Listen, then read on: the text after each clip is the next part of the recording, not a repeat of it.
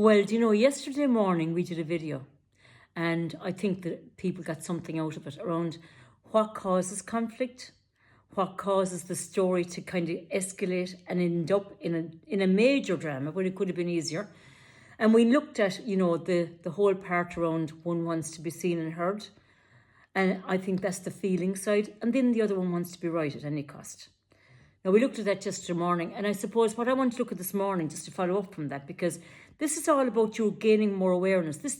My channel really is all about you gaining more awareness, because this is the beginning of really, really, really empowering yourself. So for me, I think that over the years, I would say that my own personal journey was, I found it hard to find my voice. Not now, of course, Kitty's all into the voice now, but it wasn't always like that for me. So I'm going to share with you that what happens in your body when you want to be seen and heard and you are holding yourself back. And that piece of energy that sits, for me, it's always in my tummy. For some people, it's in their shoulders. For some people, they just crouch down.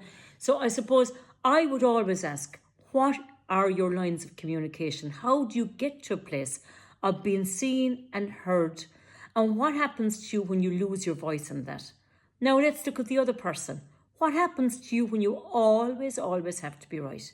It's about winning the argument, no matter what.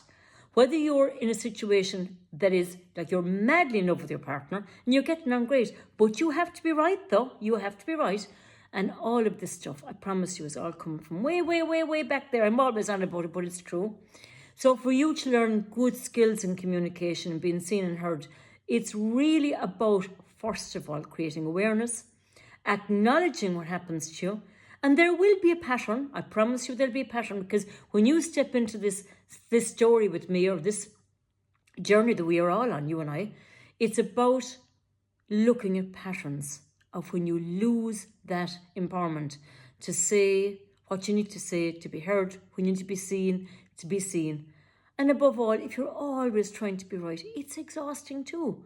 So, I mean, where did that start? Did you come from a family that was like there was always somebody ahead of you on the table that had a bigger voice than you and you had to shout to be heard? So I'm only asking you this morning to stay with this, and we will continue this journey together.